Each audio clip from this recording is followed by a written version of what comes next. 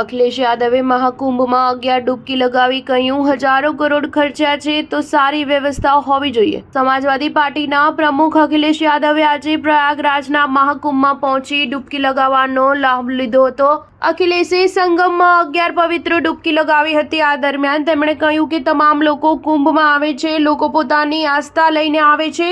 સંગમમાં ડૂબકી લગાવ્યા બાદ અખિલેશે ભાજપ પર નિશાન સાધવાનું ચૂક્યા ન હતા। તેમણે કહ્યું કે વિભાજનકારી અને નકારાત્મક રાજકારણને કોઈ સ્થાન નથી। મેં અગાઉ હરિદ્વારમાં ડૂબકી લગાવી હતી અને આજે મને મહાકુંભમાં સંગમમાં ડૂબકી લગાવવાની તક મળી છે। તેમણે કહ્યું કે સરકારમાં બેઠેલા લોકોએ મહાકુંભમાં કરાયેલા આયોજનને ખેલ આયોજન ન બનાવવું જોઈએ। મેં અહીં જોયું કે મહાકુંભના જુદા જુદા સ્થળો પર વૃદ્ધો આવી રહ્યા છે, જેમના માટે એવું આયોજન હોવું જોઈએ કે કોઈને પણ પરેશાન ન થાય।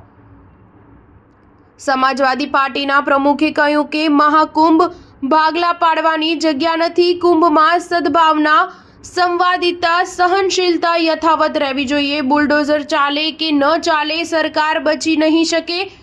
જ્યારે સરકાર જ નહીં હોય તો બુલડોઝર કોની પાસે રહેશે? નેતાજી વખતે યોજાયેલા કુંભમાં ઓછા ખર્ચે કુંભનું આયોજન કરવામાં આવ્યું હતું। તાજેતરના મહાકુંભમાં ચાલવા માટે અસુવિધા જોવા મળી રહી છે। આવી સ્થિતિમાં વૃદ્ધો માટે એવી વ્યવસ્થા હોવી જોઈએ કે તેમને વધુ ન ચાલવું પડે। વીઆઈપી માટે પણ સુવિધા ઊભી કરવી જોઈએ। સ્ટાર ન્યૂઝ 7 હંમેશા સચ્ચાઈની સાથે।